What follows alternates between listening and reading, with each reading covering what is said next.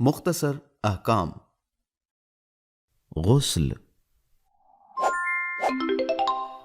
غسل یعنی بدن کو پانی کے ذریعے بعض مانوی نجاسات سے پاک کرنا اسلامی شریعت کے بتائے ہوئے اصولوں کے مطابق۔ غسل کو دو طریقوں سے انجام دیا جا سکتا ہے، ارتماسی اور ترتیبی۔ ارتماسی یعنی قربتاً اللہ کی نیت کر کے پانی میں ڈبکی لگانا، اس طرح سے کہ پورا بدن ایک ہی دفعہ میں آب کثیر میں ڈوب جائے، جیسے نہر یا سوئمنگ پول میں غوطہ لگانا کہ پورا بدن بھیگ جائے۔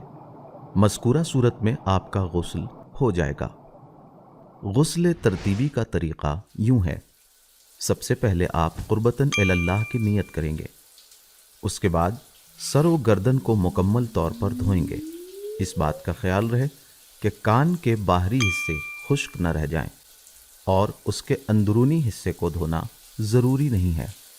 دھونے سے مراد یہ ہے کہ پانی جلد تک پہنچ جائے، چاہے شاور کے نیچے یا پانی کے نلکے سے یا کسی برتن سے جسم پر پانی ڈالنے سے۔ اس بات کا خیال رہے کہ غسل کے دوران سر و گردن کا کوئی حصہ خشک نہ رہ جائے، اور مزید اطمینان کے لیے ہاتھ سے سر و گردن تک پانی کو پہنچا لیں۔ دوسرا مرحلہ یہ ہے کہ بدن کے داہنے حصے کو دھوئیں گے، اور واجب ہے کہ اس دھونے کی کیفیت کو نئے سرے سے شروع کریں، یعنی اپنے آپ کو پانی سے دور کریں، یا شاور کے نیچے کھڑے ہی رہ کر شاور کو بند کر دیں اور نئے حصے کو دھونے کے لیے پانی کو دوبارہ کھولیں۔ داہنے حصے کو دھوتے وقت شرمگاہ کو بھی دھوئیں گے، اور اسی کے ساتھ بازو، ہاتھ، سینے، پیٹ، ران، پنڈلی اور قدموں کو دھوئیں گے، اور احتیاط کی بنا پر بائیں طرف کے کچھ حصے کو بھی دھو لیں گے۔ تیسرا مرحلہ، اس کے بعد بائیں حصے کو دھوئیں گے، بالکل اسی طرح جس طرح سے دائیں حصے کو دھویا تھا۔ اس کے ساتھ شرمگاہ کو بھی دھوئیں گے۔ توجہ!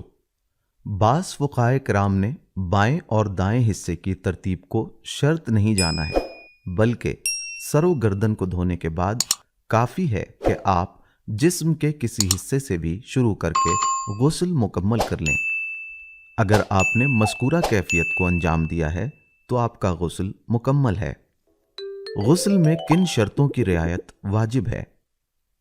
نمبر 1، پانی پاک ہو، مباح ہو یعنی غصبی نہ ہو۔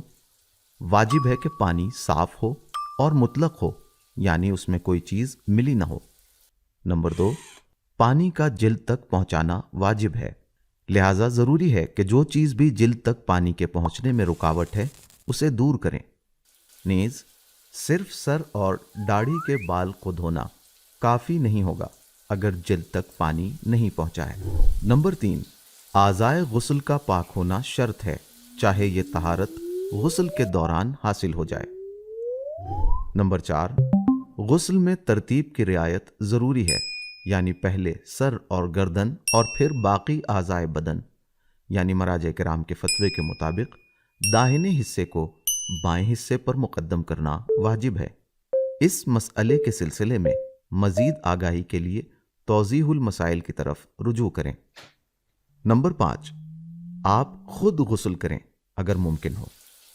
نمبر 6، اگر کسی عذر شرعی کی وجہ سے، جیسے پانی کا نہ ہونا یا پانی کا استعمال نقصان دہ ہو، جس کے سبب غسل ممکن نہ ہو، تو آپ پر ضروری ہے کہ غسل کے بدلے تیمم کریں۔ غسل کے کچھ اہم اور آسان مسائل۔ نمبر 1، واجب نہیں ہے کہ اعضائے بدن کو اوپر سے نیچے دھویا جائے، بلکہ جس کیفیت میں بھی دھونا صادق آ جائے کافی ہے۔ نمبر 2، اس میں موالات شرط نہیں ہے، یعنی سر و گردن دھونے کے بعد فاصلے سے دیگر اعضائے بدن کو دھو سکتے ہیں۔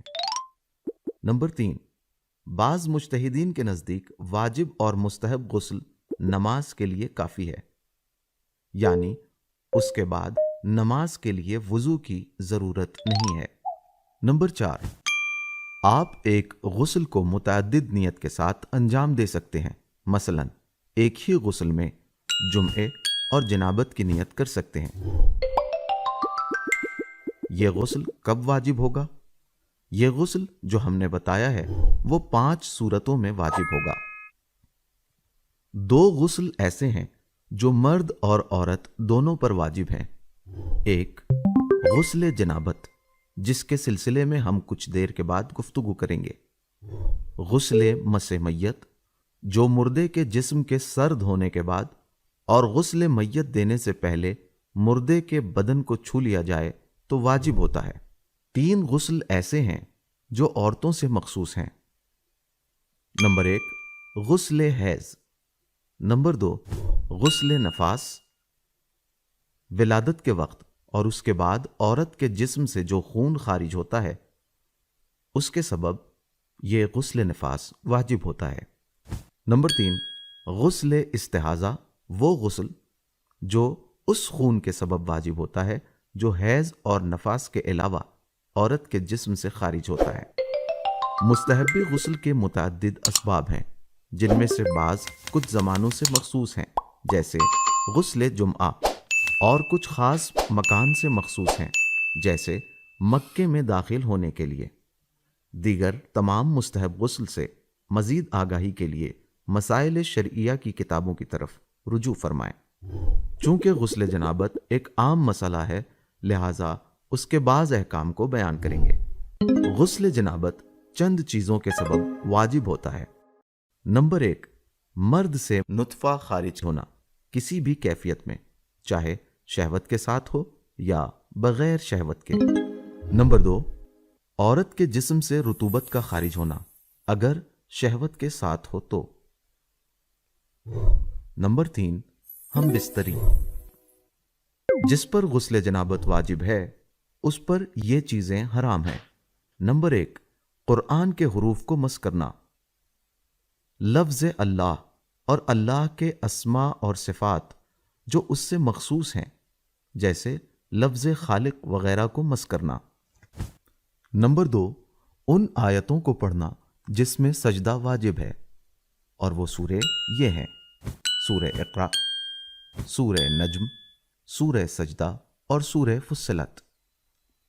نمبر 3 مسجد میں رکنا یا مسجد سے کوئی چیز اٹھانا یا اس میں رکھنا، اور اسی طرح ائمہ معصومین علیہم السلام کے مزارات مقدسہ جو اس مسئلے میں مسجد کا ہی حکم رکھتے ہیں، لیکن مجنب کے لیے مسجد کے ایک دروازے سے داخل ہو کر دوسرے دروازے سے نکل جانا جائز ہے، سوائے مسجد حرام اور مسجد نبوی کے کہ یہاں سے گزرنا بھی حرام ہے۔